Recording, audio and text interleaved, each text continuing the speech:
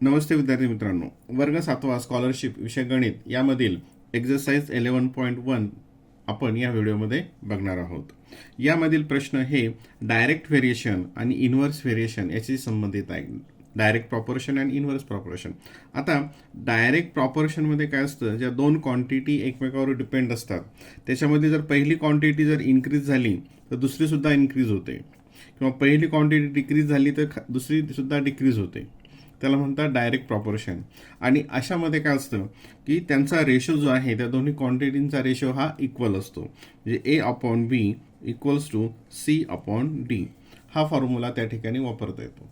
आणि याच्यामध्ये साधारणतः प्रश्न कसे असतात की हे जितक्या टाइम्स वाढलं, जितक्या पटीत वाढलं हे सुद्धा तितक्याच पटीत वाढतं, हे जितक्या पटीत कमी झालं हे पण तितक्याच पटीत कमी होतं. याचा वापर करून आपण हे उदाहरणं सोडवू शकतो, किंवा आपण याचा फॉर्म्युल्याचा सुद्धा वापर करू शकतो. समजा हा घ्यायचा असेल तर आपण इथं इक्वल्स टू असल्यामुळे क्रॉस मल्टिप्लिकेशनचे रूल्स इथं अप्लाय होतात. ए ची व्हॅल्यू काढायची असेल तर बी इंटू सी अपॉन डी, किंवा डी ची व्हॅल्यू काढायची असेल तर बी इंटू सी अपॉन ए, सी ची व्हॅल्यू काढायची असेल तर ए इंटू डी अपॉन बी, आणि बी ची व्हॅल्यू काढायची असेल तर ए इंटू डी अपॉन सी. हे वेगवेगळे रूल्स आपण इथं वापरू शकतो. आता इनव्हर्स व्हेरिएशनमध्ये की इनव्हर्स प्रॉपोर्शनमध्ये काय असतं की ज्या दोन क्वांटिटी एकमेकावर अवलंबून असतात त्यातली जर समजा एक इन्क्रीज झाली, एक वाढली तर दुसरी कमी होते, आणि पहिली जर कमी झाली तर दुसरी वाढते. त्याला म्हणतात इनव्हर्स प्रॉपोर्शन. आणि इनव्हर्स प्रॉपोर्शनमध्ये त्यांचा प्रोडक्ट जो आहे तो कॉन्स्टंट असतो. जसं याच्यामध्ये डायरेक्ट प्रॉपोर्शनमध्ये रेशो हा कॉन्स्टंट असतो, तसं इनव्हर्समध्ये त्यांचा प्रोडक्ट हा कॉन्स्टंट असतो.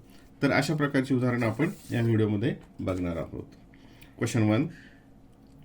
The cost of 7 kilogram onions is 140. Find the cost of 12. आता नंबर ऑफ किलोग्रॅम इन्क्रीज झाले तर त्याची कॉस्ट सुद्धा इन्क्रीज होईल. म्हणजे हे काय डायरेक्ट प्रॉपोर्शनचं एक्झाम्पल आहे. बघा 7 आणि 12. 7 किलोग्रॅमची आहे 140 आणि 12 किलोग्रॅमची काढायची आहे. आता हे जितक्या टाइम्स वाढेल हे तितक्या टाइम्स वाढेल. म्हणजे हे सगळ्यात सोपी पद्धत आपण बघत आहोत. तर हे किती टाइम्स वाढलं इथे, तर यांनी याला डिव्हाइड करावं लागेल. 7 1 जा 7, 7 2 जा 14, आणि हे 0 म्हणजे 20 टाइम्स वाढलं. म्हणजे खालचं सुद्धा काय वाढेल, 20 टाइम्स वाढेल, तितक्याच पटीमध्ये वाढेल. मग 20 आणि याचं मल्टिप्लिकेशन केला. 20 2 जा 40, 4, 20 1 जा 20 प्लस 4 24, 240. आणखी हे जसं मी आता जे रूल्स सांगितले होते क्रॉस मल्टिप्लिकेशनचे तसंही करता येईल. समजा इथं एक आपण माहिती स्टोर करूयात. प्रत्येक ठिकाणी सगळे करायची गरज नाही. हा इथला बॉक्स आहे. तर हे काढण्यासाठी काय करू, याचा मल्टिप्लिकेशन डिवायडेड बाय इकडचा नंबर, म्हणजेच काय येईल ते 140 इंटू 12 अपॉन 7. अशा प्रकारे सुद्धा ते करता येईल. 7 1 जा 7, 7 2 जा 40, आणि 20 इंटू 12 त्याला 240. परंतु अशी ही पद्धतीने ते थोडं सोपं जाईल. Question number 1. Question number 2. 13 kilogram 500 gram fodder is required for 9 cows every day. How much fodder will be required for 12 cows? आता बघा इथे हे 9 काउज आणि 12 काउज आहे. 9 काउजसाठी फॉडर म्हणजे चारा किती लागतोय, 13.500 किलोग्रॅम. तर 12 काउजसाठी किती. आता हे ओव्हरऑली कसं करायचं आहे ते आपण बघूया. आता नंबर ऑफ काउज किती इन्क्रीज झाल्या याच्या हे अशा प्रकारचे उदाहरणं समजून घ्या, म्हणजे तुम्हाला ते आणखी शॉर्टकट मेथडने करता येतील. हे 9चे 12 झाले, म्हणजेच काय केलं, 9मध्ये याचा 1/3 मिळवला, याचा 1/3 तिसरा भाग हा मिळवला. याचा तिसरा भाग किती येतो, हा, ते 12 झालं. मग आपल्याला याचं काढण्यासाठी याच्यामध्ये 13.500 मध्ये याचा 1/3 मिळेल. 1/3 म्हणजेच काय, त्याला 3ने डिव्हाइड करावं लागेल. याला 3ने डिव्हाइड करावं लागेल. म्हणजे किती येईल, 3 1 जा 3, 3 2 जा 6, 3 3 जा 9, 3 4 जा 12. इथं आलं रिमाइंडर ते 5 आलं, आणि 3 5 जा 15. 0 0 0 8 1 18 किलोग्रॅम. किती येईल हे, 18 किलोग्रॅम. म्हणजे या मेथडनी तुम्हालाच करता येईल. किंवा वर जे दाखवलं होतं क्रॉस मल्टिप्लिकेशन, क्रॉस मल्टिप्लिकेशनच्या मेथडने सुद्धा हे तुम्हाला उदाहरण सोडवता येईल. क्रॉस मल्टिप्लिकेशन जर करायचं ठरलं तर कसं येईल, इथले व्हॅल्यू काढायची आपल्याला आणि मग याचा मल्टिप्लिकेशन 12 इंटू 13.500 डिवायडेड बाय 9 याचं कॅल्क्युलेशन केलं तरी सुद्धा ही नंबर येते. जे सोयीचं असेल वाटेल त्या पद्धतीनं सोडवा. Question number 3. 10 book cost 250. What is the cost of 18 such book. हे सुद्धा डायरेक्ट प्रॉपोर्शनचंच एक्झाम्पल आहे. आता इथं 10 बुक आणि 18 बुक्स. 10 बुक्सचे आहे 250. जर नंबर ऑफ बुक्स इन्क्रीज झाले तर ती कॉस्ट पण इन्क्रीज होईल, म्हणजे डायरेक्ट व्हेरिएशन. आता हे किती टाइम्स वाढलं तर 25 टाइम्स, म्हणजे हे पण किती टाइम्स वाढेल 25 टाइम्स. 25 इंटू 18 याचं मल्टिप्लिकेशन केलं. 25 8 जा 200 कॅरी 20. 25 1 जा 25 आणि हे त्यात ॲड केलं त्याला 45. 450. Option number 1. Question number 4. In a godown, sufficient grain for 4,000 men for 30 days. If there are 6,000 men, how many days will be sufficient? आता it will be sufficient. आता इथं आहेत 4,000 मेन आणि 4,000 मेन ते किती दिवस पुरणार आहे धान्य 30 डेज. आता इथं बघा नंबर ऑफ मेन इन्क्रीज झाले तर लागणारे दिवस हे काय होतील कमी होतील. म्हणजे हे कशाचं उदाहरण आहे इन्व्हर्स प्रॉपोर्शनचं. एक क्वांटिटी वाढली तर दुसरी कमी होते. कारण समजा जे धान्य जे असेल ते 4,000 माणसांना 30 दिवस पुरत असेल, माणसांची संख्या वाढली तर 30 दिवसाच्या पेक्षा जास्त दिवस पुरेल का ते तर नाही, ते कमी दिवस पुरेल.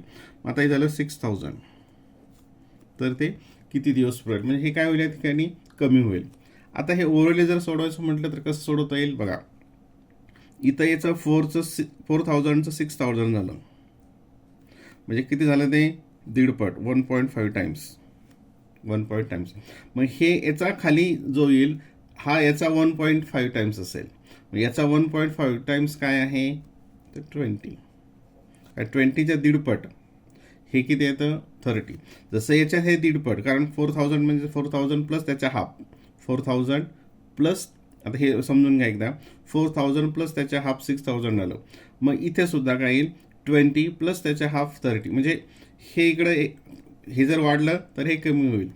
तर याप्रमाणे किती लागतील तिथे 20 days it will be sufficient. 20 दिवस ते पुरेल. आणि जर समजा मल्टिप्लिकेशनने करायचं जर ठरलं तर काय आहे हे याच्यामध्ये इन्व्हर्स ऑपरेशनमध्ये द प्रोडक्ट इज कॉन्स्टंट.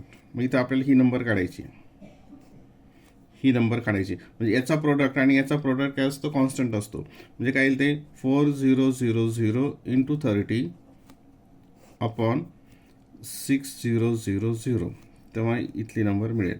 हे 0 कॅन्सल केलं, हे 0 कॅन्सल केलं, हे 0 6 1 6 6 5 30 4 5 20. या पद्धतीने सुद्धा तुम्ही करू शकाल.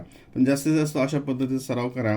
त्यासाठी लागणारा वेळ हा कमी असतो आणि परीक्षेमध्ये आपल्याला कमी वेळेमध्ये उत्तर काढणं अपेक्षित आहे.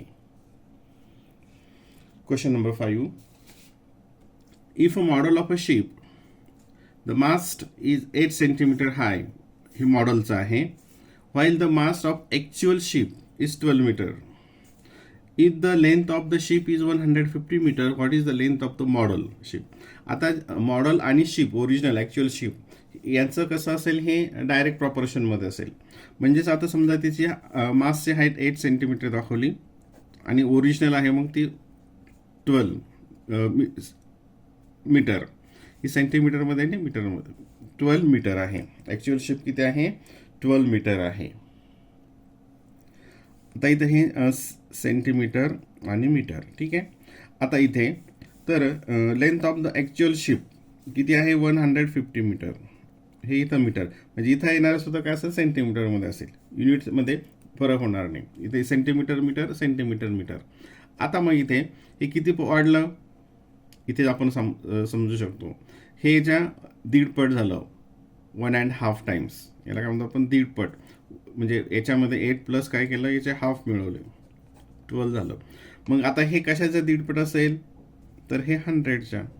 कारण 100 प्लस याच्या हाफ 100 प्लस 100च्या हाफ 50 म्हणजे 100 प्लस त्याचे हाफ 50 म्हणजे हे 5 म्हणजे इथं किती असेल हे 100 centimetre.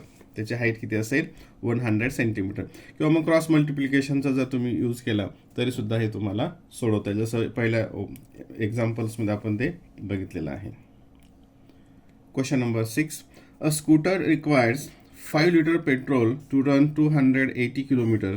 How much petrol will it required for 150 kilometres. आता इथं बघा, हे 5 liter पेट्रोल 280 किलोमीटर्स, नंतर 154 kilometres, how much litre petrol is required. म्हणजे आता इथं अंतर कमी झालं, पेट्रोल कमी होईल. अंतर कमी झालं, इथं हे मीटर किलोमीटर्स लिहिलं, इथं कमी झालं, पेट्रोल पण कमी होईल. म्हणजेच या ठिकाणी हे कोणतं आहे, डायरेक्ट प्रॉपोर्शनमध्ये आहे. आणि डायरेक्ट प्रॉपोर्शनमध्ये काय असतं, इथे मल्टिप्लिकेशन क्रॉस मल्टिप्लिकेशन करावं लागतं किंवा रेशो इज द कॉन्स्टंट. आता इथे हे सुद्धा शॉर्टकट मेथडनं करता येईल. हे किती टाइम्स कमी झालं त्याच प्रमाणात ते कमी होईल. किंवा आपण हे क्रॉस मल्टिप्लिकेशनने सॉल्व करूयात. इथं बॉक्स आला, याचा आणि याचा मल्टिप्लिकेशन 5 × 154 अपॉन 280 अपॉन 280. हे 14 डिव्हिजिबल आहे. 14 × 14, 14 × 14, 14 × 14, 14 × 2 28 आणि 0. आता 5 × 5, 5 4 5 4 20. किती आलं इथे 11/4. आताच आपण उत्तर काढायला गेलो. 4 × 4, 4 2 8, 4 3 12 म्हणजे 2 पॉईंट. इथं आता 2 पॉईंटमध्ये फक्त एकच ऑप्शन आहे, ऑप्शन नंबर 1. ऑप्शन नंबर 1 म्हणजे पुढचा याचा जो डिव्हिजन आहे तो एक्झाममध्ये करायची गरज नाही, कारण त्याच्यामध्ये परत तुमचा आणखीन वेळ जाईल. इथं 2 पॉईंट नंतर एवढं एकच असल्यामुळे पुढचं ऑप्शन बघायची गरज नाही आणि पुढचा इथं डिव्हिजन सुद्धा करायची गरज नाही, तुम्ही ते नंतर करू शकता. Question number 7. 40 workers dig 30 pits in 60 days. In how many days will 20 workers dig 15? आता बघा इथे 15 pits. आता इथं वर्कर आणि pits खड्डा, ठीक आहे. 40 वर्कर आणि इथं डेज. 40 वर्कर्सला किती दिवस किती खड्डे खांदायचे 30 आणि इट रिक्वायर्ड 60 days. 60 days. आता इथं काय केलंय, how many days will be 20 workers. आता इथं आता हे काय खड्डा खाणं, वर्करची संख्या कमी झाली तर लागणारा वेळ हा वाढेल, म्हणजे इनव्हर्स प्रॉपोर्शनमध्ये येतं. आता इथे 20 असेल. आता बघा इथं 20 वर्कर्स आणि इथं पीट्स किती दिले 15. आता इथे ह्या दोघांमध्ये आपण बघूयात, नंबर ऑफ वर्कर्स हाफ झाले, नंबर ऑफ वर्कर्स हाफ झाले आणि इथे काय झालंय, नंबर ऑफ पीट्स हे पण हाफ झाले. जर समजा नुसतं नंबर ऑफ वर्कर हाफ झाले असते तर नंबर ऑफ डेज सुद्धा काय झाले असते, हाफ झाले असते आणि नंबर ऑफ हे डबल झाले असते. पण हे इथं कमी झाल्यामुळे हा जो चेंज आहे हा काय होतो, इथे त्याचा इफेक्ट कॅन्सल होतो. म्हणजे हाफ वर्कर झाले, डेज डबल झाले असते, परंतु पीट पण हाफ झाल्यामुळे डेज हाफ झाले, म्हणजेच काय होईल ते तिथं 60च राहील. त्याच्यामध्ये याचा काही इफेक्ट होणार नाही, कारण हे हाफ झालं, हे पण हाफ झालं, म्हणजे याच्यामध्ये काही चेंज होणार नाही. 60 days will be required. Question number 8. The area of a circle is denoted by A and the radius by R. Choose the correct statement from the following that state correct relation of a variation between A and R. आता area of circle equals to pi r square हा formula. आता हे constant असतो हा, म्हणजे हे कशाशी आहे, त्याच्या आर स्क्वेअरशी, रेडियसच्या स्क्वेअर. जसे वाढेल तशी बदलेल तसा हा एरिया बदलेल, म्हणजे कोणता येईल, option number 4. Question number 9. X is inversely proportion to Y. म्हणजे यांच्यामध्ये काय आहे, इन्व्हर्स प्रॉपोर्शन आहे, इन्व्हर्स व्हेरिएशन आहे. When Y equals to 6 and X equals to 14 what is the constant of variation. आता कॉन्स्टंट ऑफ व्हेरिएशन म्हणजेच काय असतं, यांचा मल्टिप्लिकेशन असतो. एक्स इंटू वायचा मल्टिप्लिकेशन हा असतो कॉन्स्टंट ऑफ व्हेरिएशन. आणि 14 6 84. आणि जर समजा डायरेक्ट व्हेरिएशन असेल तर त्याचा कॉन्स्टंट ऑफ व्हेरिएशन काय असतो, त्यांचा रेशो असतो. त्यांचा रेशो असतो आणि इनव्हर्समध्ये त्यांचा मल्टिप्लिकेशन असतो.